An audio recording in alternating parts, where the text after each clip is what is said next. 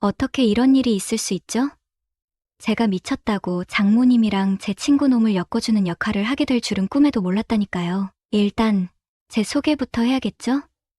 저는 30살 먹은 그냥 대한민국 평범한 회사원 나철수라고 합니다. 작년에 결혼해서 와이프랑 알콩달콩 살고 있죠. 와이프 이름은 오수진이라고 하는데 세상에 둘도 없는 효녀 딸입니다. 어머니 얘기만 나오면 눈에서 하트가 뿅뿅 튀어나오는 게 아주 그냥 사랑스러워 죽겠어요. 사실 수진이의 밝은 미소 뒤에는 가슴 아픈 사연이 숨겨져 있었습니다. 20년 전 수진이가 겨우 10살이 되던 해 갑작스러운 교통사고로 아버지를 잃은 것입니다. 따뜻하고 다정했던 아버지의 빈자리는 어린 수진이에게 너무나도 큰 상처였습니다. 아버지가 돌아가신 후 장모님은 세상의 모든 무게를 홀로 짊어진 듯했습니다. 낮에는 식당 일부터 공장 일까지 가리지 않고 일했고 밤에는 수진이를 돌보며 밤샘 작업을 이어갔습니다. 장모님은 힘든 내색 하나 없이 수진이를 밟고 건강하게 키우기 위해 헌신적인 삶을 살았습니다. 수진이가 대학교에 입학하던 해 장모님은 그동안 모아둔 돈의 대출까지 받아 작은 여성복 매장을 열었습니다. 엘레강스라는 이름의 그 매장은 장모님의 유일한 삶의 낙이자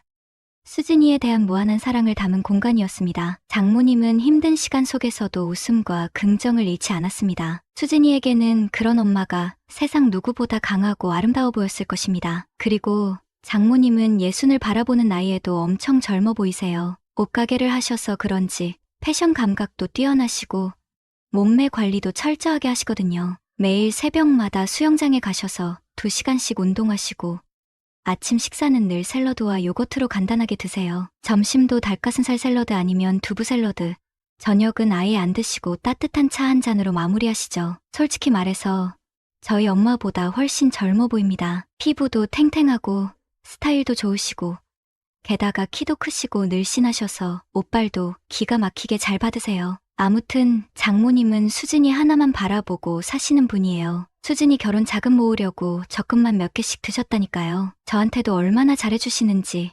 철수야, 우리 수진이 잘 부탁한다. 는 말을 입에 달고 사십니다. 그런 장모님께서 어쩌다 진짜 생각할수록 미치고 팔짝 뛸 노릇입니다. 사건은 바로 지난 주말에 터졌습니다. 제가 친구놈들 2명과 오랜만에 술 한잔하게 됐거든요. 친구 중 하나가 상철이라고 30년 넘게 연애 한 번 못 해본 모태솔로란 말입니다. 그런데 요즘 들어 부쩍 외로움을 타더니 갑자기 야, 우리 오늘 밤 불 태워보자 이러는 겁니다. 뭘 태워? 너 집에 불 났냐? 제가 어이없다는 듯이 되물었죠. 그랬더니 눈을 반짝이며 하는 말이 나 오늘 밤에 제대로 된 여자 만나서 불꽃처럼 사랑하고 싶다고 이러는 겁니다. 야, 이놈아, 그런다고 여자가 갑자기 하늘에서 뚝 떨어지냐? 제가 한마디 했죠. 그랬더니 옆에 있던 다른 친구 영철이가 거들더라고요. 그럼 어디서 여자를 만나냐? 너 설마 길 가는 여자 아무나 붙잡고 저기요, 저랑 사귀시다 이럴 거야? 아니거든. 나도 생각이라는 걸 하는 사람이야. 상철이 발끈해서 소리치더니 갑자기 희죽 웃으며 말했습니다. 나 오늘 아모르 파티라는 곳 알아놨어. 거기 가면 괜찮은 누님들 많대. 아모르 파티. 그거 딱 봐도 이름부터 쉰내 풀풀 나는 곳 아니야? 제가 질색하며 말했죠. 그런데 상철이 눈빛이 완전히 돌변해서는 저를 꽉 붙잡고 애원하기 시작했습니다. 아, 제발 한 번만 가보자. 응? 친구 좋다는 게 뭐냐? 응, 응? 야, 나 결혼한 몸이야. 그런데 가면 안 돼. 에이, 괜찮아. 한 번만 눈 감아줘. 응? 응? 아, 진짜 상철이 때문에 결국 저는 아모르 파티라는 곳에 끌려가게 되었습니다. 진짜 그날 아모르 파티만 안 갔어도 제 인생이 이렇게 꼬이진 않았을 겁니다. 아모르 파티, 이름부터 뭔가 끈적끈적하고 야릇한 분위기가 풍기지 않습니까? 택시에서 내리는 순간 저는 저도 모르게 한숨을 푹 내쉬었습니다. 아모르 파티는 겉보기에도 굉장히 화려하고 웅장한 건물이었어요. 번쩍번쩍한 네온사인과 요란한 음악 소리에 정신이 하나도 없더라고요. 와, 여기 진짜 좋은데. 상철이가 신이 났는지 콧노래까지 흥얼거리며 저를 끌고 안으로 들어갔습니다. 영철이도 들뜬 표정을 감추지 못하더군요. 철수야, 너도 들어가 보면 생각이 달라질걸? 여기 분위기 완전 끝내준다니까. 그래, 너희끼리 재밌게 놀아. 난 그냥 콜라나 마시면서 구경이나 할게. 저는 시큰둥하게 대답하며 테이블에 자리를 잡았습니다. 상철이랑 영철이는 웨이터에게 뭘 열심히 주문하더니 곧 웨이터는 양손에 술병을 가득 들고 나타났습니다. 자, 오늘 밤새도록 달려보자. 위하여 두 녀석은 신이 나서 술잔을 부딪혔습니다. 저는 콜라를 한 모금 마시며 주위를 둘러봤습니다. 아모르 파티 안은 생각보다 훨씬 넓었고 사람들로 가득 차 있었습니다. 대부분 저보다 나이가 지긋해 보이는 분들이었는데 다들 화려한 옷차림으로 한껏 멋을 내고 계셨습니다. 어이, 상철, 근데 여기 여자들은 다 어디 있냐? 너 여기 괜찮은 누님들 많다고 했잖아. 영철이 주위를 두리번거리며 물었습니다. 그러자 박상철이 음흉한 미소를 지으며 말했습니다. 조금만 기다려봐. 곧 여신들이 강림하실 거야. 상철의 말이 끝나기 무섭게 갑자기 조명이 어두워지고 경쾌한 음악 소리가 울려 퍼졌습니다. 동시에 무대 위로 늘씬한 몸매의 여성들이 등장했습니다. 와, 대박! 영철이 입을 다물지 못했습니다. 저도 순간 눈이 휘둥그레졌습니다. 무대 위의 여성들은 하나같이 환상적이었고 아름다운 드레스를 입고 춤을 추고 있었습니다. 이야, 역시 아모르 파티는 다르네. 눈호강 제대로 하는구만. 상철이는 벌써부터 정신을 못 차리고 해벌쭉 웃고 있었습니다. 야, 근데 저 여자들 나이가 몇 살이나 될까? 설마 우리 엄마 뻘은 아니겠지? 영철이 걱정스러운 표정으로 물었습니다. 그러자 상철이는 어깨를 으쓱하며 대답했습니다. 에이, 설마. 여기는 젊은 사람들이 오는 곳이야. 아마 우리보다 한 10살 정도 많을까? 10살? 그럼서 40살이 넘었다는 거잖아. 너 진짜 괜찮겠냐? 괜찮냐니? 당연히 괜찮지. 어른들은 다 좋은 거야. 알아? 상철은 자신만만하게 대답하며 웨이터를 불렀습니다. 저기요, 웨이터. 저희 테이블에도 사람 좀 불러주세요. 아주 예쁘고 젊은, 알죠? 알겠습니다. 손님, 웨이터는 능글맞게 웃으며 사라졌습니다. 저는 불안한 예감에 휩싸였습니다. 아, 제발 별일 없어야 할 텐데 제 불안한 예감은 왜 항상 틀리지 않는 걸까요? 마치 시험에서 찍으면 무조건 틀리는 징크스처럼 말이죠. 웨이터가 데려온 여성분들을 보는 순간 저는 제 눈을 의심했습니다. 아니, 정확히 말하면 그중 한 분 때문에 심장이 덜컥 내려앉았습니다. 어머, 안녕하세요? 오늘 재밌게 놀아봐요. 반가워요. 오빠들. 2명의 여성분들이 활짝 웃으며 저희 테이블에 합석했습니다. 한 분은 긴 생머리에 청순한 스타일이었고 다른 한 분은 짧은 단발머리에 단아한 스타일이었습니다. 상철이와 영철이는 잔뜩 들떠서 어쩔 줄 몰라 하더군요. 아, 네. 안녕하세요. 저는 상철이라고 합니다. 저는 영철이에요. 잘 부탁드립니다. 두 녀석은 서로 말도 제대로 못하고 우물쭈물거렸습니다. 그 모습을 보니 왠지 모르게 한심하다는 생각이 들더군요. 저는 콜라를 한 모금 마시며 두 여성분을 가만히 쳐다봤습니다. 웨이터 말대로 꽤 괜찮은 분들인데? 그런데 그 순간 제 눈에 익숙한 얼굴이 들어왔습니다. 짧은 단발머리에 단아한 스타일의 여성분. 그분은 바로 제 장모님이셨습니다. 장모님. 저는 너무 놀라서 그만 소리를 질렀습니다. 제 목소리가 너무 컸던 탓일까요? 주변 사람들의 시선이 순간 저에게로 집중되었습니다. 뭐? 장모님? 상철이가 어리둥절한 표정으로 물었습니다. 영철이도 영문을 몰라 저를 쳐다봤습니다. 저는 당황해서 어쩔 줄 몰라 했습니다. 아니, 이게 어떻게 된 거지? 장모님이 왜 여기에? 장모님도 저를 보시고는 깜짝 놀란 표정을 지으셨습니다. 하지만 곧 표정을 관리하시고는 태연하게 말씀하셨습니다. 어머, 철수 사위? 여긴 어떻게?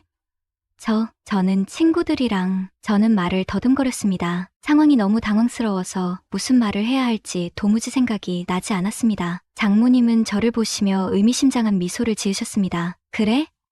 친구들이랑 왔구나? 그럼 우리는 저쪽 테이블로 가서 놀 테니 젊은 사람들끼리 재밌게 놀아. 장모님은 긴 생머리의 여성분을 데리고 다른 테이블로 자리를 옮기셨습니다. 저는 그 모습을 멍하니 바라보았습니다. 대체 이게 어떻게 된 거지? 장모님이 왜 아모르 파티에? 저는 머릿속이 혼란스러웠습니다. 그때 상철이가 제 어깨를 툭 치며 말했습니다. 야, 철수야. 우리 장모님이랑 합석해서 같이 놀자. 뭐? 아, 아니야. 그럴 리가.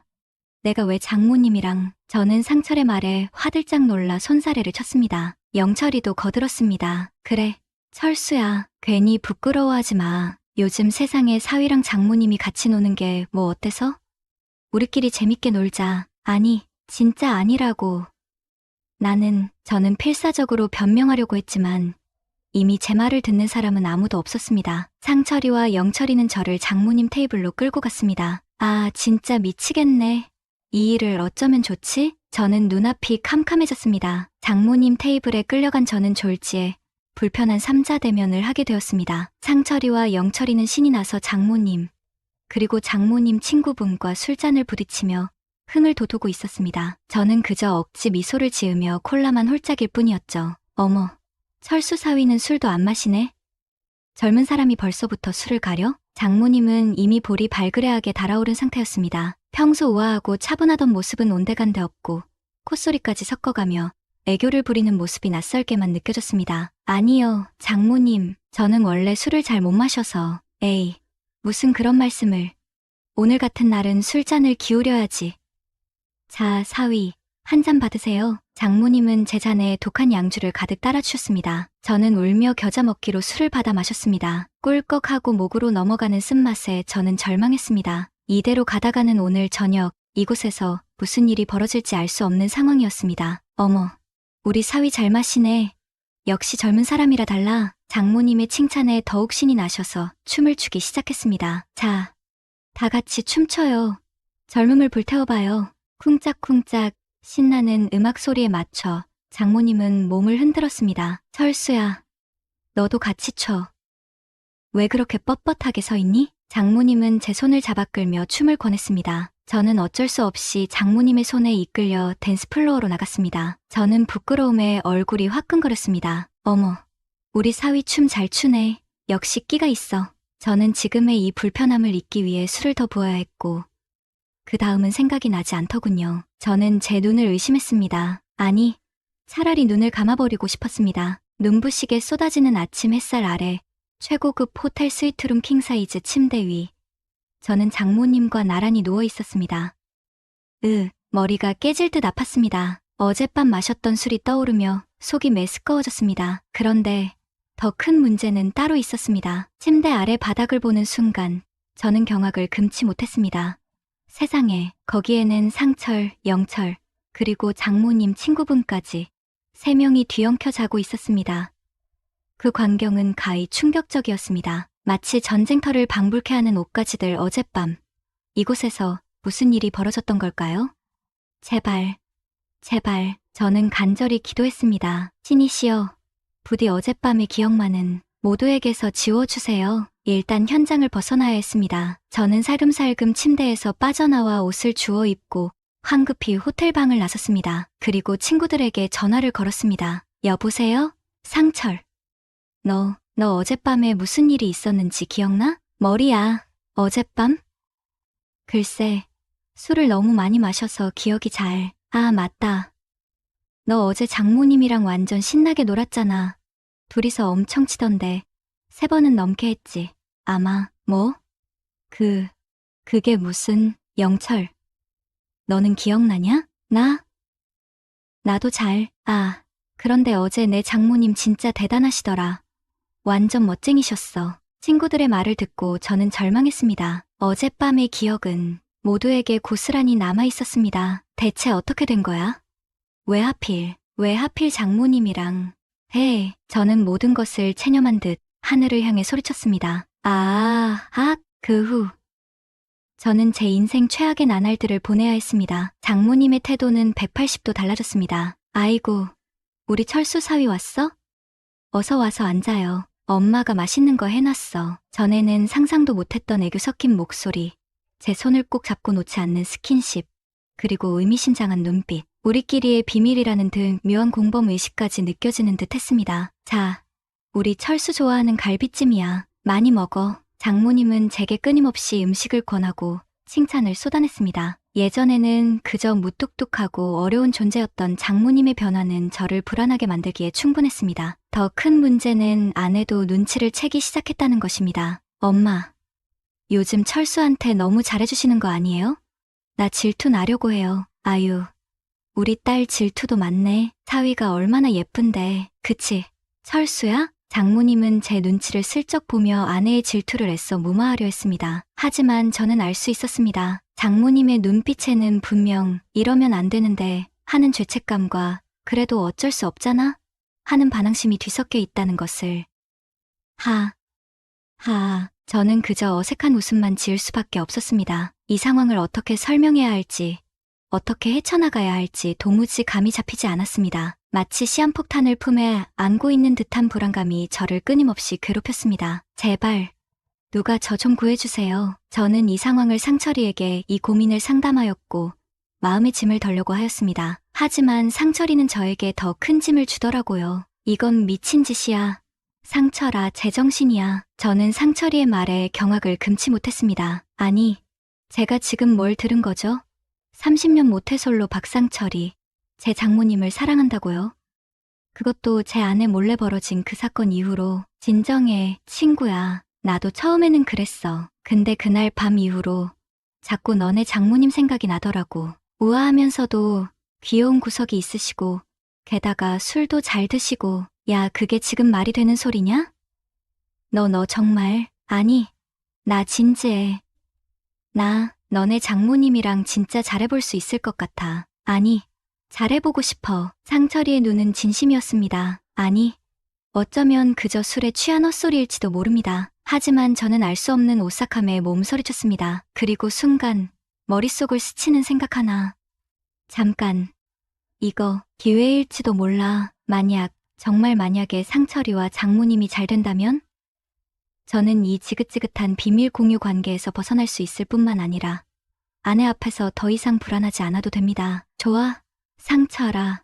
내 마음, 내가 받아주마. 진짜? 정말 고마워, 친구. 역시 넌 내 친구야. 저는 비장한 표정으로 상철이의 손을 꽉 잡았습니다. 물론 제 속마음은 복잡했습니다. 하지만 지금으로서는 이 방법밖에 없었습니다. 상철아, 우리 장모님. 제발 부디 잘 부탁해. 저는 간절한 마음으로 두 사람의 앞날에 행운을 빌었습니다. 물론 그 행운이 제발 저에게 불똥이 튀지 않기를 바라면서 말입니다. 자, 장모님. 이 와인은 말이지 프랑스 부르고뉴 지방에서 생산된 피노누아 품종으로. 저는 마치 중매쟁이라도 된 듯 상철이에게 장모님의 취향을 조금씩 주입시켰습니다. 장모님이 좋아하는 와인 종류부터 시작해서 좋아하는 음악, 옷 스타일, 심지어는 최근에 읽고 있는 책까지. 상철아, 이번 주말에 시간 괜찮아? 어머니께서 꽃꽂이 전시회에 같이 가자고 하시는데 저는 아내 몰래 상철이와 장모님의 데이트까지 주선해야 했습니다. 물론 그 덕분에 저는 장모님의 집착에서 벗어날 수 있었죠. 장모님은 이제 저에게 우리 철수가 아닌 우리 상철이를 챙겨주기 바빴습니다. 어머, 상철아, 이거 드셔보세요. 우리 애기가 직접 만든 거야. 두 사람은 마치 오랜 연인처럼 다정하게 데이트를 즐겼습니다. 그 모습을 보는 제 속은 씁쓸했지만 한편으로는 안도감이 밀려왔습니다. 이제 제발 나한테서 떨어져 줘. 하지만 제 바람과는 달리 상철이와 장모님의 연애는 순탄치만은 않았습니다. 툭하면 다투고 토라지고 화해하고. 그럴 때마다 저는 두 사람의 감정 쓰레기통이 되어 밤샘 상담을 해줘야 했습니다. 철수야, 우리 애기가 자꾸 내 옷차림에 간섭해. 이건 아니잖아. 철수야, 상철이가 요즘 연락도 잘 안 하고 데이트도 시큰둥해. 어떻게 해야 하니?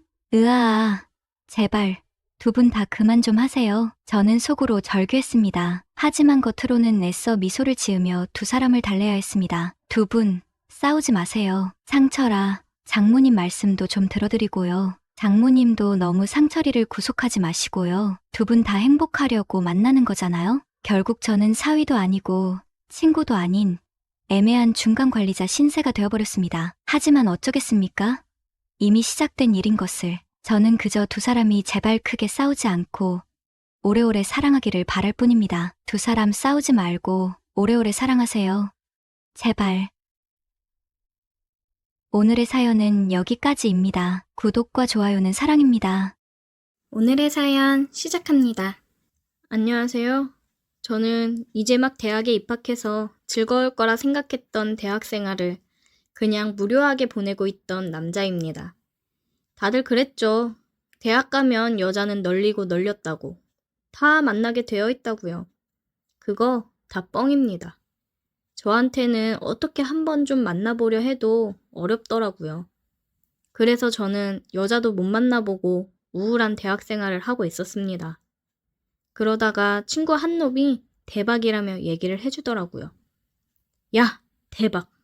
나 어제 채팅으로 만난 사람이랑 했다? 겁나 이쁜 여자였어. 뭔 소리야? 채팅? 뭔 채팅? 요즘 랜덤으로 채팅해서 만나가지고 실제로 만나는 사람들 많잖아. 너는 왜 이렇게 유행을 모르냐?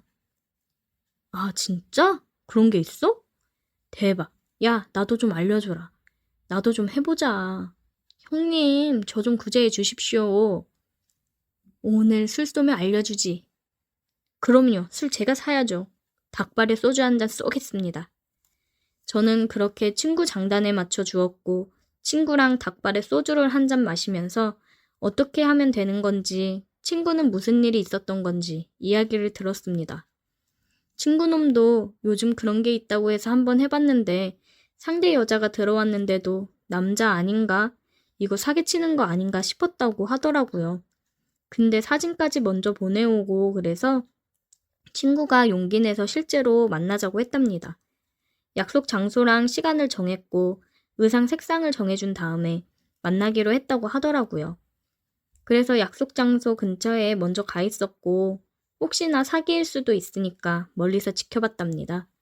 그런데 시간에 맞춰 한 여자가 얘기했던 노란색 상의를 입고 약속 장소로 나와서 누군가를 기다리고 있었다 하더라고요. 그래서 친구는 대박 저 여자인가 보다 싶어서 다가가 말을 걸었다고 해요. 저 혹시 빵빵한 그녀님? 아, 거대한님? 네. 와, 실제로 보니까 너무 이쁘신데요? 반갑습니다. 커피라도 한 잔 먼저 할까요? 아니요? 그냥 바로 가죠. 친구는 화끈한 그녀의 성격에 푹 빠졌다고 했어요. 그리고 그녀랑 뜨거운 시간을 보냈다고 했습니다. 그런데 그녀는 하고 나서 쿨하게 떠났다고 하더라고요. 친구는 그녀의 전화번호라도 물어보고 질척댈 생각이었는데 너무 단호히 쿨하게 떠나서 망연자실했다고 했습니다. 친구한테 얘기만 들어도 너무 설레더라고요. 와, 처음 본 여자랑 그렇게 뜨겁게 할 수 있다니. 아직 한 번도 해보지 못한 저는 너무 흥분되었습니다. 친구가 얘기해준 대로 저는 집에 가서 랜덤 채팅을 해봤습니다. 두근두근 하더라고요. 그런데 제 기대와는 다르게 자꾸 남자들이 들어와서 욕을 하고서 나가고는 했습니다. 아씨, 나는 뭐 이런 것도 이렇게 운이 없냐 싶어서 이제 그만 끄고 잠이나 자야겠다 하던 찰나에 유부초밥이라는 닉네임을 가진 사람이 들어와서 대화를 걸더라고요. 31살 유부. 그쪽은? 아, 저는 20살 대학생 남자입니다. 너무 어리네. 아니요, 전혀 어리지 않습니다. 저는 어떻게든 이 여자를 잡아야겠다고 생각하고 대화를 이어갔습니다.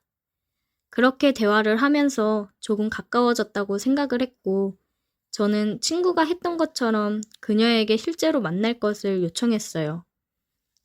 우리 만나보는 건 어때요? 나는 부평에 사는데 이쪽으로 올 수 있겠어? 부평 한 번도 가본 적은 없었지만 가야죠. 무조건 가야죠. 그래 그럼 거기서 1시에 봐. 그렇게 그녀는 약속 장소와 시간을 알려주었고 그녀 역시 저에게 검정색 자켓을 입고 오라고 했습니다. 저는 내일 그녀를 만나러 갈 생각에 가슴이 너무 떨렸어요. 기대감 반, 사귀면 어떡하지? 라는 생각이 반이었습니다. 아무렴 어때? 뭐 아니면 도지? 라는 생각으로 저는 빨리 잠을 청했고 그렇게 잠들어서 다음날 눈을 뜨자마자 나갈 준비를 했어요. 깨끗하게 씻고 옷도 차려입으며 부평으로 향했습니다. 저는 그녀와 약속한 시간에서 10분 정도 늦었어요. 아무래도 처음 와보는 곳이다 보니까 조금 버벅거렸습니다. 아씨, 그녀가 그냥 간 건 아닐까? 초조한 마음으로 서서 기다렸어요. 5분 정도 지났을까요? 누군가 뒤에서 제게 귓속말을 했습니다. 조금만 더 늦게 왔으면 그냥 가려고 했어. 저는 깜짝 놀라 뒤를 돌아보았고 뒤에는 예쁘고 섹시한 여자가 웃으며 서 있었습니다. 아, 안녕하세요. 귀엽네. 그렇게 저는 그녀를 따라갔습니다. 처음이야? 네. 처음이 유부녀 아줌마라 어떡하지? 괜히 미안해지네. 아, 아니요. 괜찮아요. 좋은데요?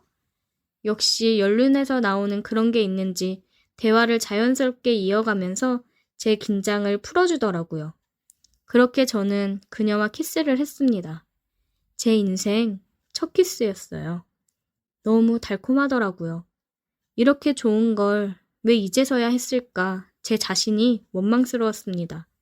실컷 했어야 했는데 나는 왜 그러지 못했었나 제 자신이 바보 같았습니다. 정말 너무너무 좋았습니다. 그녀는 처음인 저를 대신해 리드를 해줬어요. 저는 그녀의 리드를 따라갔습니다. 왜 사람들이 이렇게 뜨거운 시간을 보내는지 알 것 같더라고요. 왜 이렇게 좋아하는지 알 것 같았습니다.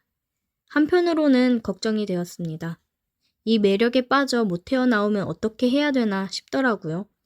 여자친구도 없는데 계속 이런 채팅으로 만나는 사람이랑 할 수도 없는 노릇이니. 이 모든 건 일단 뒤에 생각하고 지금 이 시간에 집중을 해야겠다고 생각했어요. 그녀와 뜨거운 시간을 보내고 이제 헤어질 시간이 되었어요. 이대로 그녀를 보내기가 너무 아쉬웠습니다. 저 혹시 폰번호 좀 알려주시면 안 되나요? 그건 좀 곤란한데. 말했잖아. 나 유부녀라고. 계속 연락해서 귀찮게 안 할게요. 그냥 아주 가끔? 큰일이네. 처음이 너무 강렬했나? 나한테 너무 빠진 거 아니야? 네, 너무 좋았어요. 폰번호 주시면 안 돼요? 미안. 그거는 어려울 것 같네. 혹시나 또 인연이 된다고 하면 만날 수 있지 않을까? 꼬리가 길면 밟히는 법이라 한 사람이랑 여러 번 만나면 안 하려고 하거든. 아, 그럼 혹시 채팅에서 또 만난다고 하면 그때는 또 할 수 있는 거죠? 닉네임 절대 바꾸면 안 돼요. 꼭 또 만나요. 그래, 볼 수 있으면 또 보자. 조심히 가. 오늘 즐거웠어. 그렇게 그녀는 떠나갔습니다. 그녀와 꼭 다시 만나고 싶었어요. 짧은 시간이었지만 그녀는 제 마음을 빼앗아 갔습니다.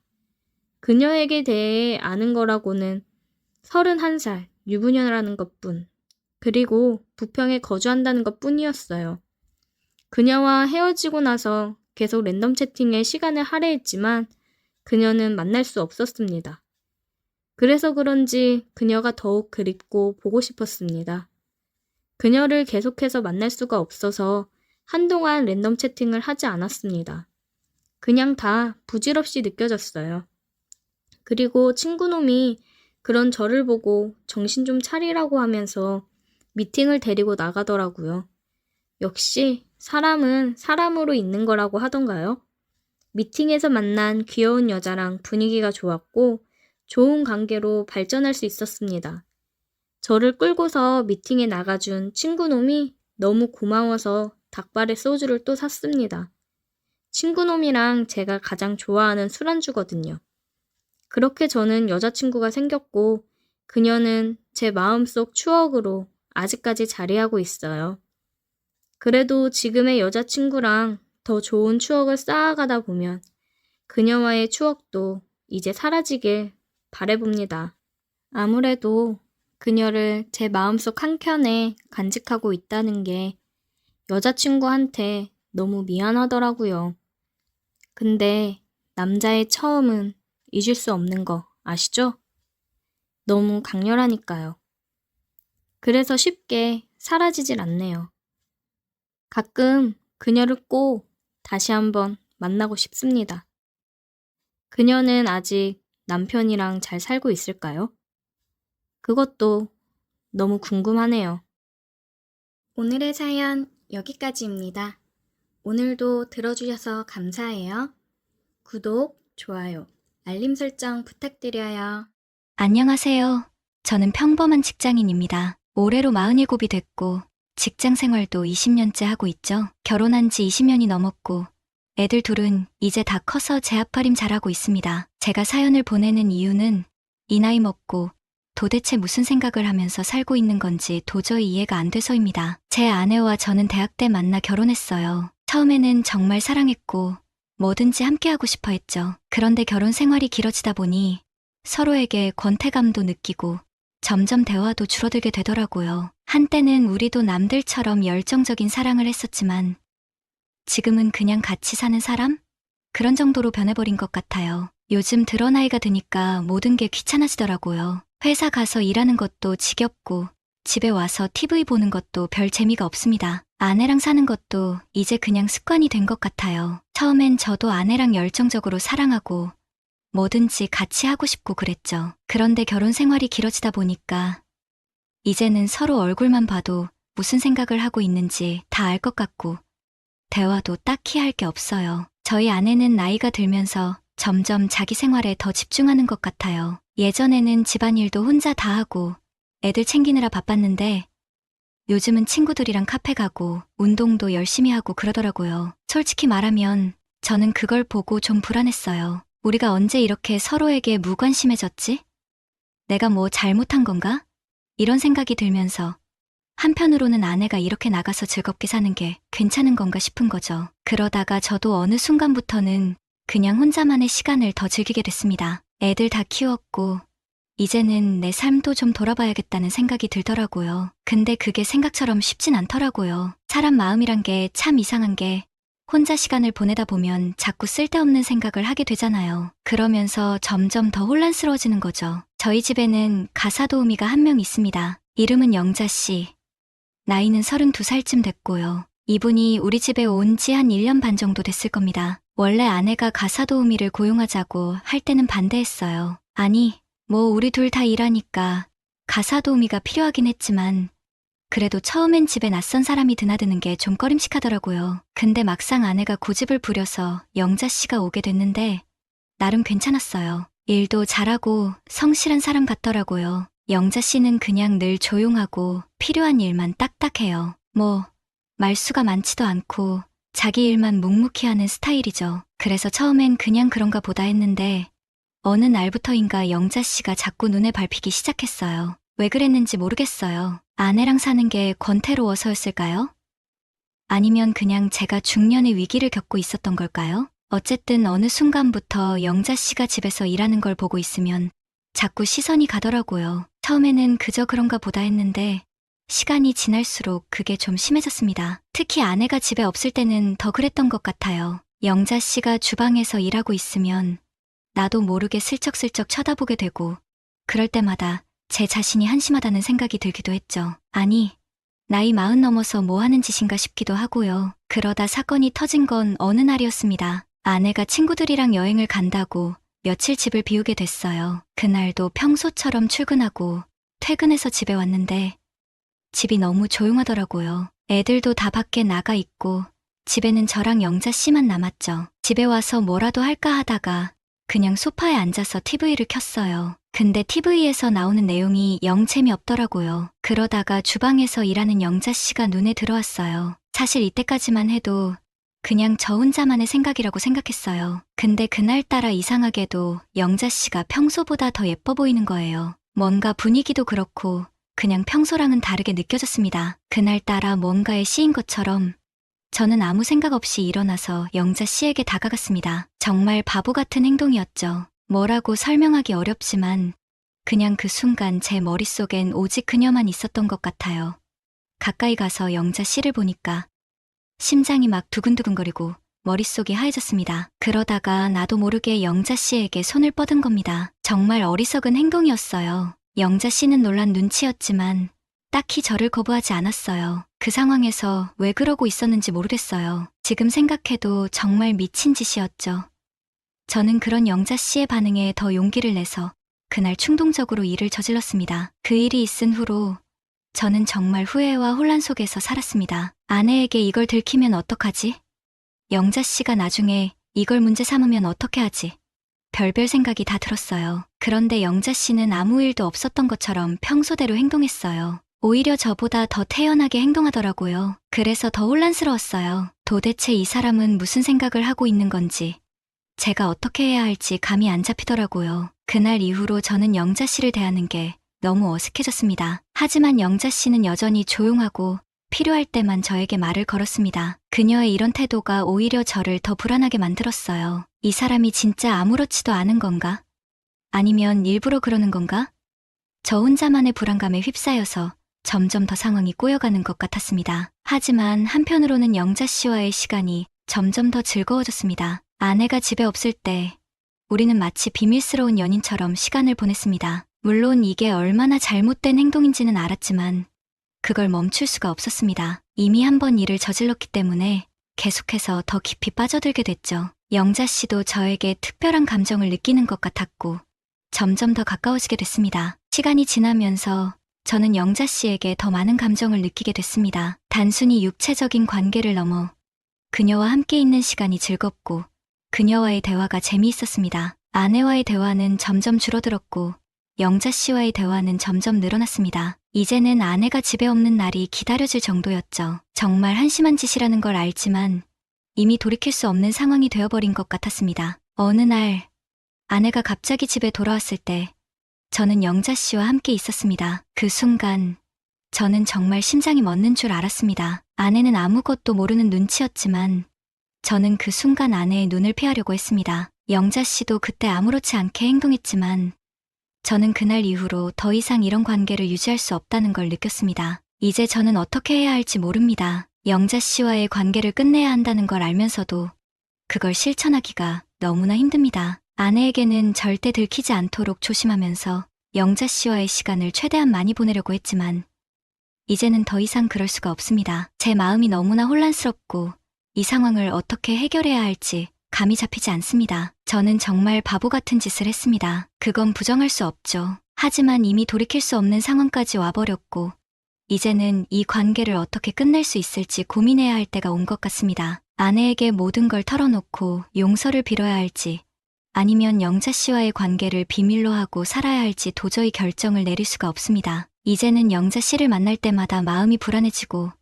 아내와 마주할 때마다 죄책감이 밀려옵니다. 이게 얼마나 어리석고 비참한 상황인지 알면서도 그저 어떻게 해야 할지 몰라 이렇게 사연을 보내게 됐습니다. 저는 앞으로 어떻게 해야 할까요?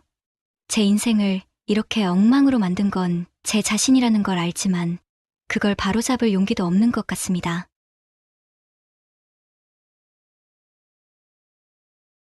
제가 조금 전에 옷을 갈아입기 시작했습니다. 이윽고 아내와 아이들, 장모님, 그리고 김서방이 돌아올 시간이 되었죠. 베란다 창문으로 들어오는 붉은 석양 빛에 비친 제 처제의 몸매가 더욱 아름답게 느껴졌습니다. 처제는 결혼한 지 5년이 지났고 아이도 하나 있지만 여전히 처녀 시절의 몸매를 유지하고 있더군요. 언젠가 처제가 아내에게 말했던 적이 있습니다. 언니, 내가 얼마나 몸매 관리에 신경 쓰는지 알아? 몸매는 관리하지 않으면 금방 망가지거든. 아직도 하얗고 탄력 있는 피부를 유지하고 있고 가슴도 적당히 있어서 보기 좋았습니다. 처제의 중심에 많지도 않고 적지도 않은 숲을 보고 있자니 물론 저도 흥분은 됐지만 저녁 술자리에 먹을 생선 회와 술을 사러 간 사람들이 언제 올지 모르는 상황이었죠. 처제를 보니 아내와 단 4살 차이가 나지만 몸매로만 보면 10년은 더 차이가 날 것 같다는 생각이 들었습니다. 제 처제가 대학 2학년 때부터 몇 년간 우리 집에서 지냈습니다. 처제가 함께 살기 시작한 지 약 6개월이 지났을 때의 일입니다. 그때 우리 집사람이 회사 프로젝트를 무사히 마치고 포상 휴가로 일본 여행을 간 상태였죠. 그래서 그날은 집에 저와 처제만 있었습니다. 아내가 일본으로 떠난 바로 다음 날 처제는 술에 취해 거의 정신을 잃은 상태로 집에 돌아왔습니다. 현관문 비밀번호도 제대로 누를 수 없어서 제가 처제를 부축해서 방으로 데려다 침대에 눕혔습니다. 처제를 침대에 눕힌 뒤 잠을 청하려고 거실로 나왔는데 갑자기 큰 소리가 나서 놀랐습니다. 처제가 물을 마시러 나왔다가 식탁 위에 있던 그릇을 깨뜨린 것이었습니다. 제가 물을 꺼내준 후 다시 처제를 침대에 눕혔는데 이번에는 화장실 문을 여는 소리가 유난히 크게 들렸습니다. 처제가 화장실에 갔나 보다 싶어 잠시 기다렸지만 오랫동안 화장실에서 나오는 소리가 들리지 않았습니다. 혹시나 하는 마음에 화장실을 확인해 보니 처제가 바지를 무릎까지 내린 채 변기에 앉아 잠이 들어 있더군요. 화장실 문은 닫지도 않고 민망한 모습으로 변기 위에 앉아 있더라고요. 저는 혼자 화장실 문을 조심스럽게 닫고 나왔습니다. 걱정하며 방으로 들어서려던 찰나 처제가 변기에서 넘어진 소리에 다시 화장실로 달려갔어요. 바닥에 널브러진 처제를 억지로 일으켜 세우고 반쯤 내려간 바지를 올려주려 아무리 시도해도 바지는 젖어 있어서 잘 올라가지 않았습니다. 결국 젖은 바지를 벗기고 팬티만 입혔습니다. 하지만 팬티 또한 온통 소변에 젖어 이왕 이렇게 된 거 팬티도 벗기고 처제가 상황을 알고 있는지 모르겠지만 그 상태로 처제를 안아 침대에 눕혔어요. 처제는 저를 자기 남자친구로 착각한 듯 꼭 안고 자기야, 가지마. 가지 않을 거지 가지마 라고 하며 놓아주지 않았습니다. 결국 제가 잠깐 그 옆에서 누웠는데 그게 우리 관계의 시작이었어요. 다음 날 처제는 일어나서 어젯밤 일을 기억하는 듯 했습니다. 형부, 우리 일 언니에게 말하면 안 돼요. 어젯밤에 있었던 모든 것은 비밀이에요. 처제의 그런 말을 듣고 나니 제 마음도 조금은 여유로워졌습니다. 원래 제가 먼저 이 상황을 어떻게든 정리해야 했었기 때문에 말해야 하는 처지였지만 막상 그런 말을 듣고 보니 마음이 여유로워졌어요. 그날 저는 처제에게 말했습니다. 내가 비밀을 지키면 우리 계속 만나는 거야. 처제가 남자친구와 헤어진 날이면 항상 술을 사달라고 했습니다. 그런 날은 더 열정적이었죠. 남자친구와 헤어졌다며 어떻게 해야 할지를 묻는 말을 여러 번 들었기 때문입니다. 5년 전 처제가 결혼하기로 한 하루 전날 저녁에 처제로부터 문자가 왔습니다. 술을 사달라는 문자였어요. 저는 그 옆에 아내가 있어서 자리를 피해 문자를 확인했습니다. 문자를 확인하고 돌아오니 아내가 저를 수상하게 쳐다보며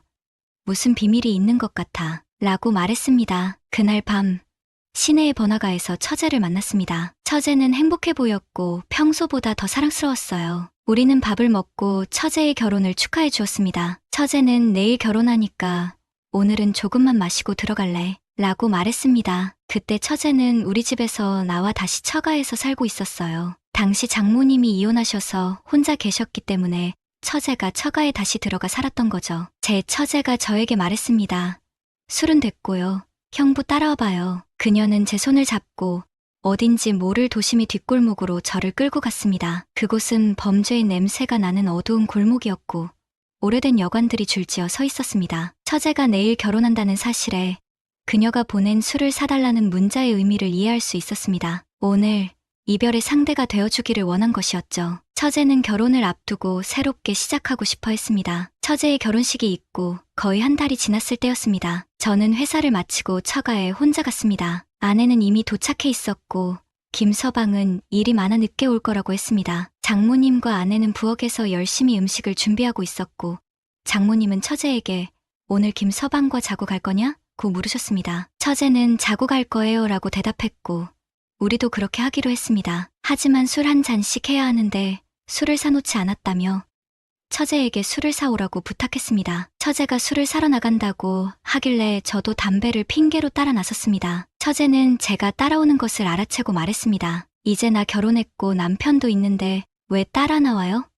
저는 처제에게 보고 싶어 미쳐버릴 것 같았다고 얼마나 사랑하는지 모른다고 했습니다. 그러나 처제는 우리 관계가 탄로 날 수 있다는 예언과 반은 협박 같은 말도 했습니다. 그 후로 우리는 정상적인 형부와 처제 사이로 돌아왔고 그동안 일에 대한 기억은 마치 없었던 것처럼 생활했습니다. 저는 우리 관계가 완전히 끝난 줄 알았는데 5년이 지난 올해 5월 초 퇴근하던 중 처제에게서 전화가 왔습니다. 처제는 우리 회사 앞 카페에 혼자 앉아 있었습니다. 그녀는 가방을 옆 좌석에 놓고 허리를 꼿꼿이 펴고 앉아 있는 모습이 과거와 똑같았습니다. 너무도 사랑스럽던 결혼 전의 처제의 모습이었습니다. 처제는 남편과 모든 것이 만족스럽지만 하나가 부족하다며 나에게 찾아온 것이었습니다. 그 일이 있고 나서 우리 집사람이 강릉 쪽에 펜션에 놀러 가자고 제안했습니다. 장모님은 처제 부부도 시간이 되면 같이 가자고 했습니다. 그래서 오늘 아침에 모두 같이 내려온 것입니다. 저희가 펜션에 도착해서 짐을 풀고 나서 김서방이 오늘 저녁을 위해 생선회와 술을 사러 근처 수산시장에 가자고 했어요. 하지만 저는 피곤하다며 조금 있다가 가자고 제안했습니다. 그러자 김서방은 처형과 가겠다며 저에게는 쉬라고 했고 장모님도 아이들을 데리고 시장 구경을 가셨습니다. 저는 펜션에 남아 잠시 바닷가를 바라보며 생각에 잠겼어요. 그때 처제가 옆에 와서 역시 나는 형부와 속궁합이 잘 맞는 것 같아요. 형부는 어떻게 생각하세요? 라고 말했습니다. 저는 그 말을 듣고 웃으면서 밖으로 나갔었어요. 밖으로 나오자마자 펜션으로 들어오는 차 소리가 들렸습니다. 아름다운 노을을 바라보며 이번 여행이 정말 좋을 거라고 생각했습니다. 이상으로 오늘의 사연을 마칩니다. 지금까지 들어주신 모든 분들께 감사드립니다. 구독과 좋아요, 알림 설정을 부탁드립니다. 여러분 모두 행복한 하루 되시길 바랍니다. 어느 날 직장 상사인 박상무님이 갑작스러운 출장으로 자리를 비우며 작은 상자 하나를 내게 건넸다. 김 대리, 내 아내가 오면 이걸 좀 전해줘. 부탁하네. 나는 상자의 용도나 내용물을 묻지 않고 맡아두었다. 하지만 퇴근 시간이 다 되어가도록 상무님의 아내는 나타나지 않았다. 결국 비상 연락망을 확인하고 상무님의 집으로 전화를 걸었다. 안녕하세요. 저는 김영수라고 합니다. 박상무님께서 급히 출장 가시면서 사모님께 전해달라고 맡기신 물건이 있는데 아직 안 오셔서 연락드렸습니다. 어머, 제가 오늘 정신이 없어서 깜빡했네. 정말 죄송해요. 지금 당장 갈 테니 조금만 기다려 주실 수 있을까요? 네. 그럼 기다리고 있겠습니다. 전화를 끊고 나서 생각해보니 차라리 퇴근길에 직접 가져다 드리는 것이 나을 것 같았다. 다시 전화를 걸어 제안을 드리자 그녀는 미안해하면서도 고마워했다. 정말 죄송해요. 그렇게 해주시면 너무 감사하죠. 그녀가 사는 곳을 물으니 이름만 들어도 알 법한 고급 아파트였다. 도착해 경비실에서 연락을 하니 잠깐 올라오라는 답이 돌아왔다. 엘리베이터를 타고 맨 꼭대기층에 도착하니 현관 앞에 서 있는 여인은 마치 선녀 같았다. 환한 미소로 반기며 그녀가 말했다. 저는 이목순이라고 해요. 아, 네. 처음 뵙겠습니다. 김영수입니다. 그냥 김대리라고 불러주세요. 그녀가 직접 소개하지 않았다면 절대 상무님의 아내라고 생각하지 못했을 것이다. 박상무님은 50대 중반을 넘긴 분이었지만 앞에 서 있는 여인은 30대 중반 정도로 보였다. 나와 동갑이거나 한두 살 차이일 것 같은 젊고 우아한 분위기였다. 그녀는 환하게 웃으며 말했다. 영수 씨, 일부러 퇴근길에 들러주셨는데 그냥 보내면 예의가 아니죠. 급한 일 없으면 잠깐 들어와서 차라도 한잔하고 가요. 그녀의 초대에 잠시 망설였지만 이미 여기까지 온 김에 감사의 인사 정도는 받는 것이 맞겠다 싶었다. 그리하여 못 이기는 척하면서 상무님 댁이 궁금하기도 하고 그래서 들어가 보니 깔끔하면서도 세련된 살림살이가 처음 보는 사모님의 외모에서 나타나는 고귀함, 세련함 등등 절실히 묻어나 있는 것 같았다. 하지만 나는 그 자리에서 느껴지는 어딘지 모를 무거운 분위기와 외로움이 그녀 얼굴에 깊게 배어 있는 것을 느꼈다. 왜냐하면 상무님은 회사 안팎에서 여자 문제로 소문이 무성하였는데 회사 여직원과 분류는 물론이고 술과 유흥에 빠져 시간을 보내기로 유명했으니 가정 내에서의 그의 역할이 어땠을지는 뻔했기 때문이었다. 나는 여신 포스의 사모를 곁눈질로 살펴보았다. 키는 170쯤 되었을까. 호리호리한 몸매였고 홈드레스를 입고 커피를 내리는데 여념이 없었다. 영수 씨, 커피 한 잔 해요. 그녀가 가벼운 미소를 지으며 커피를 건넸다. 감사합니다, 사모님. 그래, 영수 씨는 결혼하셨나요? 아니요. 아직 미혼입니다. 어머, 그래요. 키도 크고 인물도 훤칠해서 난 당연히 결혼한 줄 알았네. 올해 나이가 몇인데요? 35살입니다. 한창 좋을 나이네. 호. 제가 궁금한 게 하나 있는데 여쭤봐도 될까요? 뭔데요? 뭐든 물어보세요. 실례지만 사모님은 나이가 어떻게 되세요? 저요? 40살인데요. 역시 제가 보는 눈이 틀리지는 않았네요. 그래요? 몇 살쯤으로 보였는데요. 어리면 제 또래, 아무리 많아도 30대 후반 정도요. 제대로 보셨는데 왜 그리 놀라는 눈치예요? 아, 그게 나는 더 궁금한 게 있었지만 차마 말을 다 하지 못하고 말끝을 흐렸다. 호, 상무님이랑 나이차 때문에 그러시죠? 그녀는 다 알고 있다는 듯 알 수 없는 웃음을 터뜨리며 말을 하였다. 네. 아빠와 딸뻘인데 순간 아차 싶었다. 나도 모르게 속에 있던 말이 툭 튀어나오고 말았다. 이게 아닌데, 사모님, 죄송해요. 제가 말 실수를 한 것 같아요. 아니, 괜찮아요. 저희 재혼했어요. 상무님이 4년 전에 원래 사모님 교통사고로 저 세상 보내고 작년에 정식 결혼식은 안 하고 혼인신고만 하고 살고 있어요. 그 얘기를 듣고 나는 역시 남자는 능력이 있어야 하는구나. 노총각으로 살아가는 내 인생에 다시 한번 회의감을 느끼는 순간이었다. 박상무는 늙은 나이에 땡 잡았구나 생각하며 사모를 살펴보았다. 무슨 사정으로 상무와 재혼을 했는지는 몰라도 참 50대 중반 늙은이와 살기에는 너무나도 아까운 여자란 생각이 들었다. 영수 씨. 근데 오늘 제가 한 말들은 모두 비밀로 해주셔야 해요. 그럼요. 당연하죠. 저 이래 봐도 입 무거운 남자입니다. 영수 씨가 편하게 느껴지나 봐. 나도 모르게 별 이야기를 다 해버렸네요. 그게 어쩜 사모님 마음속 깊은 곳에서는 누군가에게 하고 싶었던 얘기였는지도 모르죠. 그런가. 어쩜 그럴 수도. 그녀의 눈빛에서 외로움을 느끼는 순간이었다. 커피를 다 마시고 집을 나서는데 그녀는 엘리베이터 앞까지 나와 배웅을 하는데 그날의 만남은 나에게 큰 여운을 남겼다. 사모님을 다시 보게 된 것은 그로부터 한 달 후 백화점에서였다. 여자친구 생일 선물을 구입하고 나오던 중 맞은편에서 오는 늘씬한 어느 여인과 마주쳤다. 어머, 영수 씨. 너무나 특별한 우연이랄까. 그곳에서 선녀를 다시 만나게 될 줄이야. 바로 상무 사모님이 아닌가. 두 번째 보는 얼굴인데 집에서 볼 때와 전혀 다른 외모 더 세련되고 완숙하게 보이는 그녀. 의아해하는 나에게 그녀는 선글라스를 벗으며 가벼운 목례를 한다. 브라이트 그레이 컬러의 비즈니스 정장의 실크 브라우스에 검정색 스타킹으로 가정주부로 보이지 않는 젊은 직장 여성의 모습이었다. 홈드레스를 입었을 때와는 전혀 딴판이었다. 그녀는 택시를 기다리고 있었다. 사모님, 타세요. 제가 모셔다 드리겠습니다. 그녀를 태우고 강변을 달리기 시작했다. 약간의 여유가 생기자 뒷좌석에 앉아있는 그녀를 힐끗힐끗 보며 자세히 관찰했다. 대단한 미인이었다. 영수 씨랑 저랑 보통 인연은 아닌 것 같아요. 그쵸? 네. 그러네요. 강변을 따라 달리는 동안 우리는 가벼운 대화를 나누었다. 서로에 대한 근황을 잠시 이야기하였지만 그 대화 속에는 서로에 대한 호기심과 감정이 얽혀 있었다. 다시 한번 만나니 더 반갑다고 시간 되면 집 근처에서 식사 어떠냐는 제안에 내가 마다할 이유 없지 않은가 말이다. 버섯을 주재료로 하는 고급 음식을 시켜놓고 좀 기다리는 시간에 지난번에 고마웠고 또한 자기 남편이 고마워하더라면서 이 말 저 말 대화를 하는데 아참 오늘 상무님께서 미국 출장 가셨죠?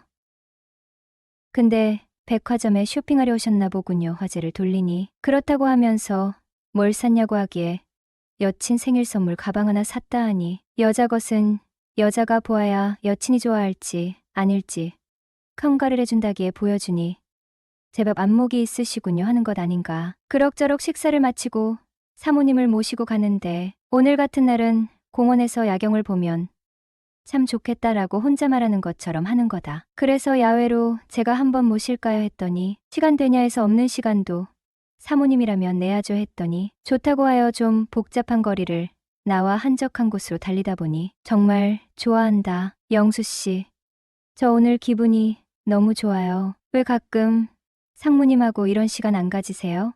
영수 씨도 아시다시피 그 양반이 어디 그런 시간이 있나요? 하기야 우리 상무님 정말 바쁜 사람이지. 색한 듯 즐겁게 해주랴.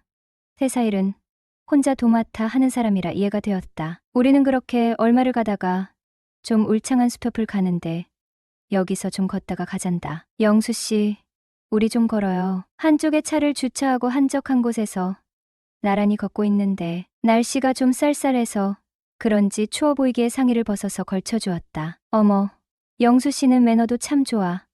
영수 씨 여자친구가 너무 부럽네요. 전 상무님이 더 부러운데요. 사모님 같은 미인분과 사시니 말이죠. 저는 평생 동안 사모님 같은 분과는 사귈 수 없겠죠. 왜? 그런 생각을 하세요. 사람 일은 모른다잖아요.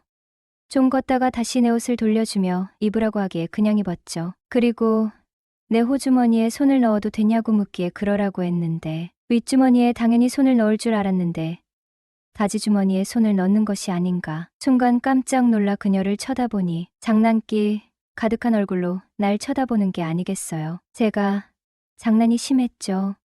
괜찮아요. 촌스러운데 빼지 말고 계세요. 역시 영수 씨는 매너남이라니깐. 한참 걷다가 좀 어색해서 나도 주머니에 손을 넣으니 자연히 손을 붙잡게 되었고 손을 붙잡고 걷다 보니 언제부터인가 서로가 가슴이 두둥거리는 심장박동 소리가 들리는 듯 긴장감이 느껴졌다. 그러다가 내가 먼저 상무님은 사모님 같은 분하고 산이 좋겠다 했더니 고백 아닌 고백을 한다. 좋으면 뭐하냐고.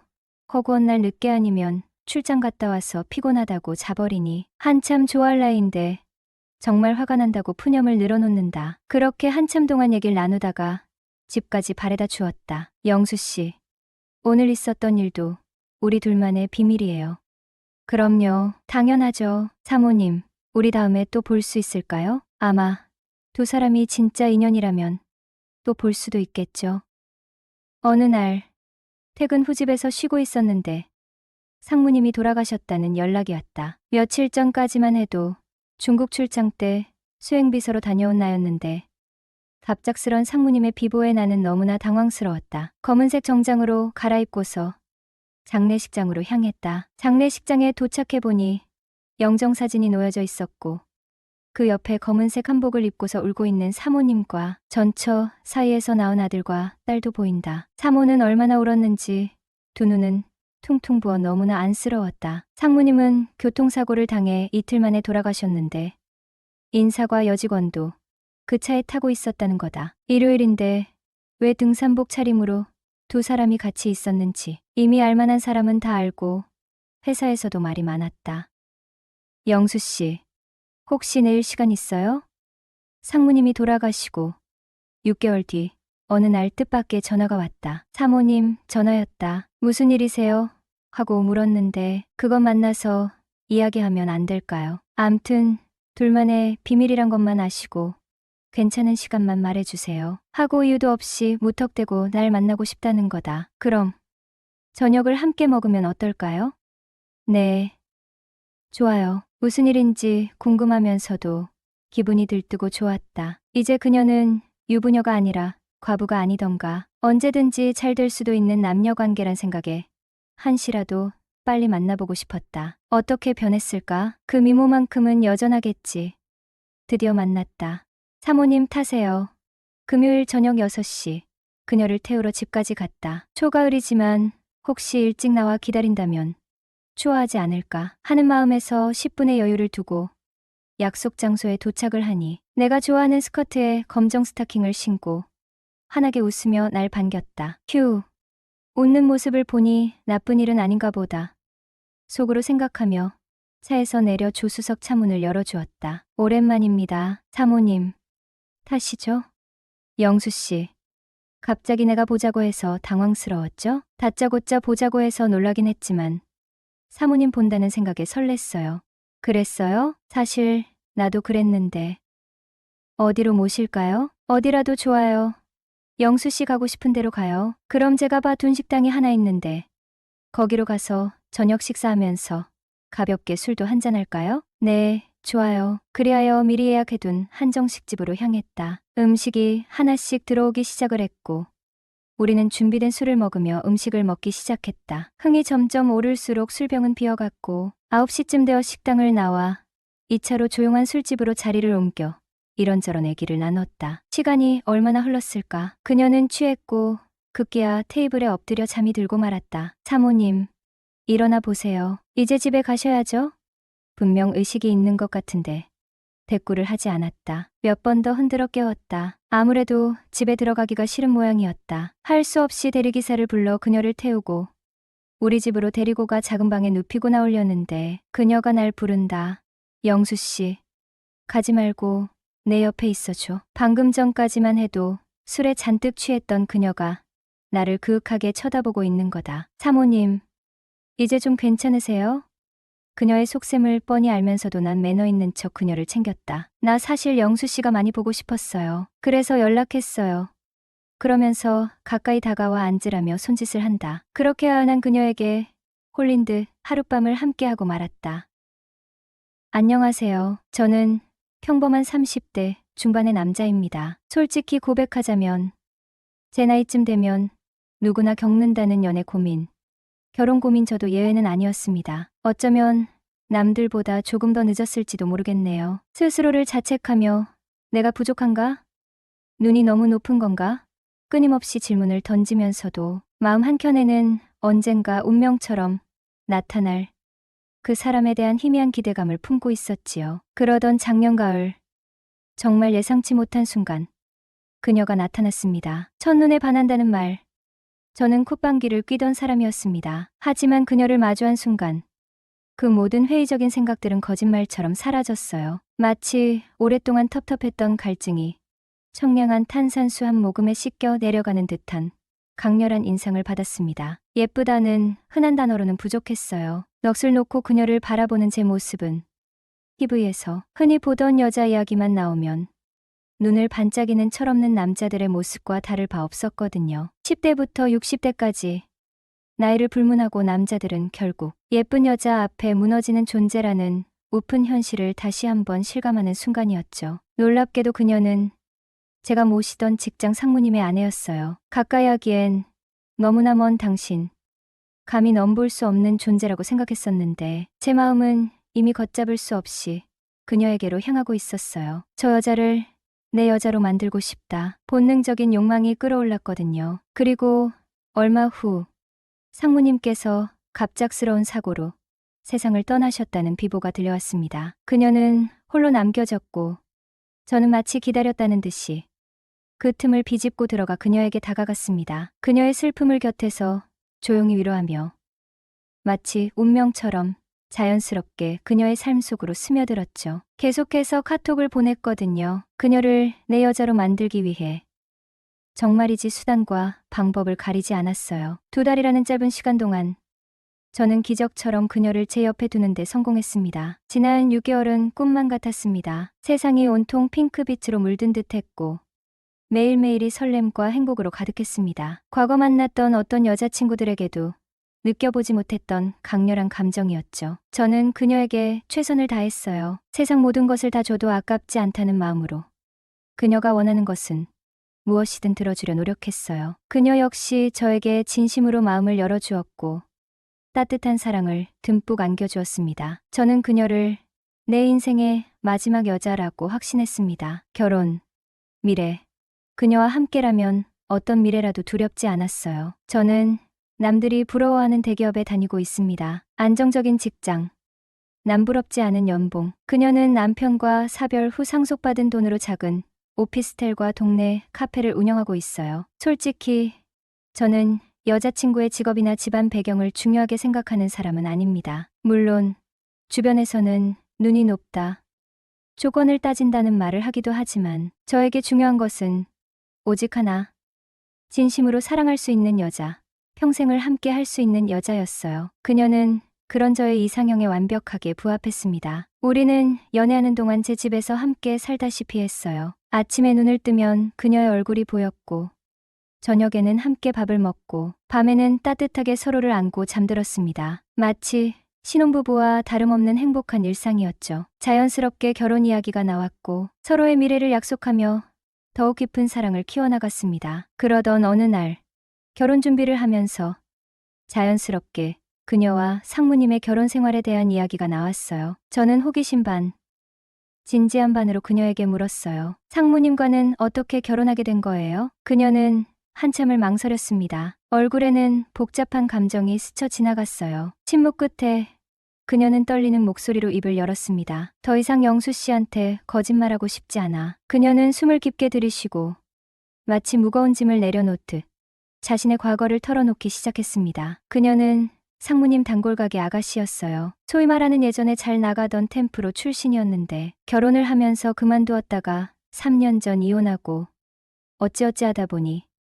다시 일을 하게 되었고 상무님과 인연이 되어 혼인신고까지 했던 거였어요. 그녀의 고백을 듣는 순간 저는 망치로 머리를 얻어맞은 듯 멍해졌습니다. 세상이 무너지는 듯했고 머릿속은 하얗게 비어버렸습니다. 믿을 수 없었습니다. 그녀의 아름다운 미소 뒤에, 그녀의 따뜻한 사랑 뒤에 이런 어두운 과거가 숨겨져 있었다는 사실이 도저히 믿기지 않았거든요. 저는 초혼입니다. 순수하게 사랑하는 사람과 아름다운 가정을 꾸리는 것을 꿈꿔왔죠. 하지만 그녀의 과거는 제가 감당하기에는 너무나 버거운 현실이었어요. 그렇다고 그녀를 쉽게 포기할 수도 없었습니다. 지난 6개월 동안 그녀와 함께했던 행복했던 시간들, 서로에게 느꼈던 깊은 사랑은 결코 거짓이 아니었으니깐요. 저는 여전히 그녀를 사랑하고 그녀 또한 저를 진심으로 사랑한다는 것을 알고 있습니다. 정말이지 쓸개라도 빼줄 수 있을 만큼 그녀를 사랑합니다. 그녀 또한 저에게 그만큼의 사랑을 주었으니깐요. 하지만 현실은 냉혹했습니다. 그녀의 과거는 결코 쉽게 덮고 넘어갈 수 있는 문제가 아니잖아요. 지금 제 머릿속은 너무나 복잡해요. 사랑과 현실, 과거와 미래, 혼란스러운 감정들이 뒤섞여 갈피를 잡을 수 없습니다. 그녀의 과거를 모른 척하고 결혼을 강행할 수도 없고, 그렇다고 이 사랑을 포기하고 그녀를 떠날 수도 없잖아요. 정말이지 어떻게 해야 할지 모르겠네요. 이 상황을 어떻게 헤쳐나가야 할까요? 저는 지금 인생의 덫에 걸린 듯 꼼짝없이 갇혀버린 기분입니다. 사랑은 서로를 마주보는 것이 아니라 같은 방향을 바라보는 것이다. 두 사람의 사랑은 과거에 얽매이는 것이 아니라 함께 미래를 만들어가는 여정임을 기억하라는 의미입니다. 같은 목표와 가치를 공유하며 함께 나아가는 것이 중요합니다. 저는 결혼 5년 차, 아직 아이는 없는 평범한 회사원입니다. 와이프는 저보다 3살 어리고 디자인 회사에서 일하는 활발한 성격이죠. 남들이 보기엔 저희 부부 더할 나위 없이 행복해 보일 겁니다. 하지만 침대만큼은 예외였습니다. 사실 결혼 초부터 와이프는 잠자리에 그다지 적극적이지 않았습니다. 처음에는 피곤해서 그런가 보다, 시간이 지나면 나아지겠지 하고 넘겼죠. 하지만 시간이 흘러도 나아지기는커녕 점점 더 심해지는 것 같았습니다. 그러던 어느 날 밤, 저는 우연히 와이프의 휴대폰에서 성인 동영상을 보게 되었습니다. 순간 머리가 멍해지더군요. 그동안 저희 손길은 외면하면서 이게 뭐야? 오빠. 이건 설마 너 이런 거 보면서. 제가 말을 잇지 못하자 와이프는 한숨을 쉬며 말했습니다. 오빠. 미안해. 근데 오빠랑 하는 건 재미없어. 그 말에 저는 크게 상처받았습니다. 그날 이후 저희 부부는 마치 남보다 못한 사이가 되어버렸습니다. 그러던 중 저는 와이프의 오랜 친구인 수연이에게 고민을 털어놓게 되었습니다. 수연이는 연애고수로 우리 와이프와 저를 이어주려고 정말 고생 많이 했죠. 하지만 이 친구는 결혼에는 별 관심이 없어서 지금은 혼자 살고 있어요. 하지만 수연이는 늘 눈치가 빠르고 솔직한 친구였기에 혹시나 하는 마음에 연락을 했던 거죠. 수연아, 나 진짜 미치겠다. 왜 그래, 오빠? 또 언니랑 싸웠어? 역시 귀신 같은 기집애. 내가 무슨 말 할지 딱 알아채더라고. 그래서 솔직하게 다 털어놨죠. 그랬더니 수연이 갑자기 막 웃는 거예요. 푸아하. 오빠, 진짜 웃기다. 그럼 그렇지. 뭐가 웃겨? 나 지금 심각해. 아니, 오빠가 너무 답답해서 그래. 내가 언니는 진작에 알았다니까? 뭘 안다는 건데? 에휴, 됐어. 아무튼 오빠. 지금 어디야? 집이지. 어디겠어. 됐고.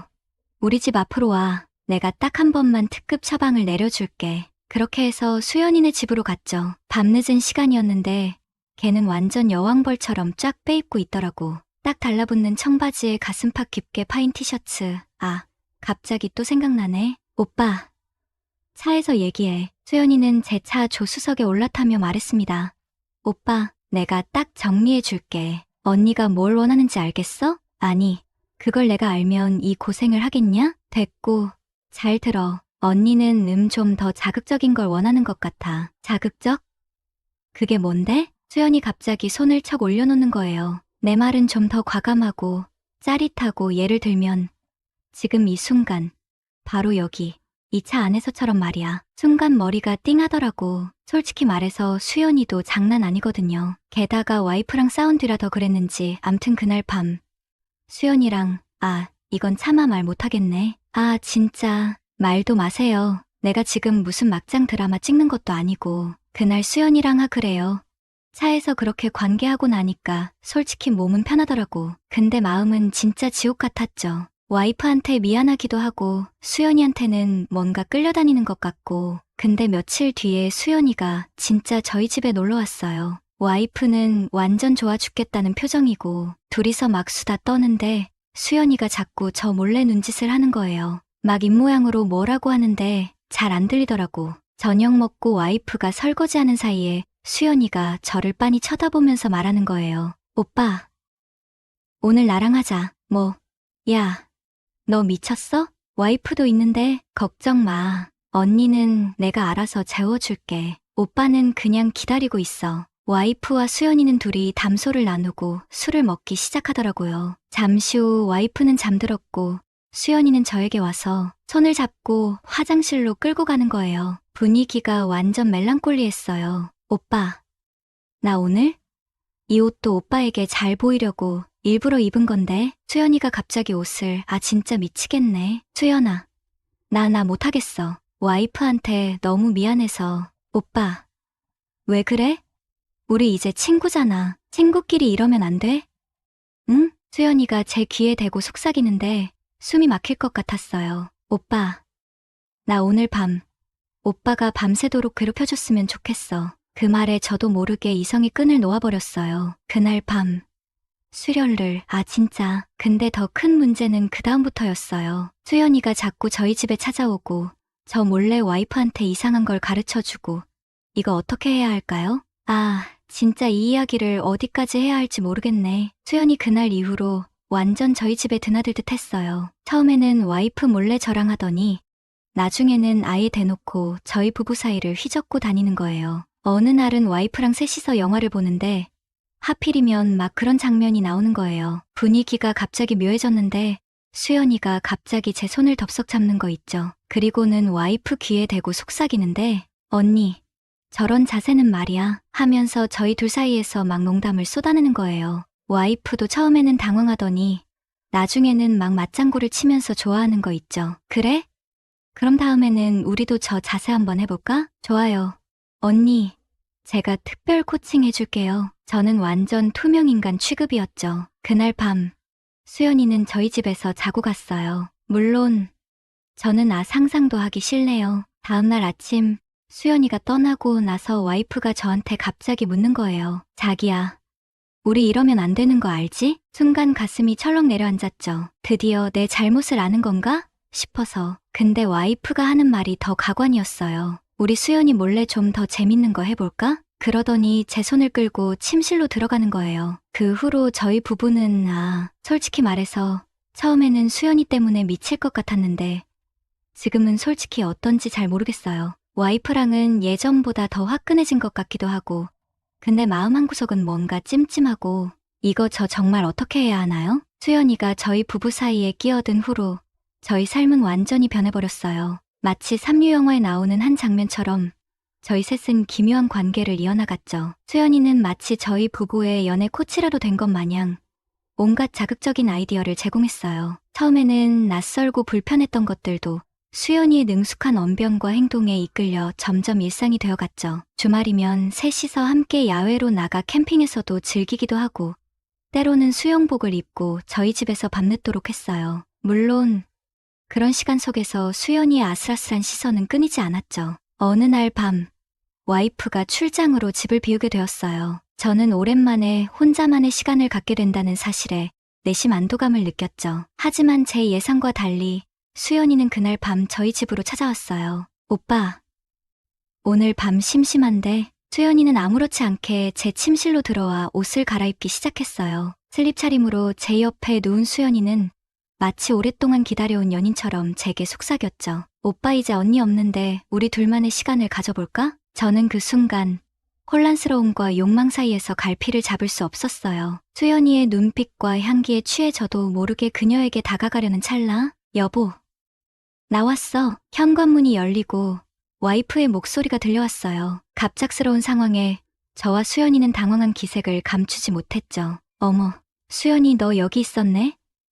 언니 오늘 출장 일정이 취소돼서 일찍 왔어. 깜짝 놀랐지? 와이프는 아무것도 모른다는 듯 환하게 웃으며 저희에게 다가왔어요. 와이프의 등장에 수연이는 당황한 척하면서도 금세 태연하게 상황을 넘겼어요. 언니 깜짝이야. 나 오늘 오빠랑 오붓하게 저녁 먹으려고 했는데 언니 오는 줄 알았으면 미리 말해주지 그랬어. 어머, 미안해라. 내가 너무 눈치 없었네?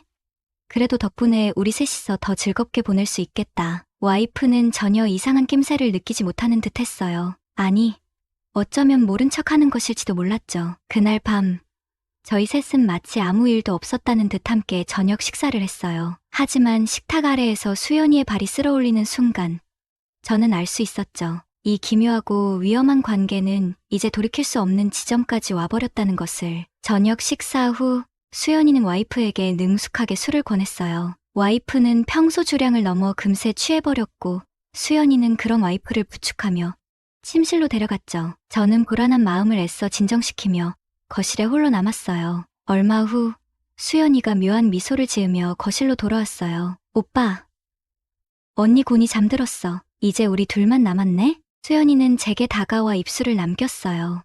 저도 모르게 그녀에게 끌려 들어갔고 그날 밤 저희는 거실에서 관계를 이어갔죠. 저는 수렁 속으로 점점 더 깊이 빠져드는 기분이었죠. 수연이는 마치 제 마음을 읽기라도 한 듯 의미심장한 말을 남겼어요. 오빠 이제 벗어날 수 없을 거야. 우리 셋은 운명 공동체니까. 이렇게 저는 2명의 아내와 살고 있습니다. 앞으로도 어떤 일들이 일어날지는 모르지만요. 오늘의 사연은 여기까지입니다. 구독과 좋아요는 사랑입니다.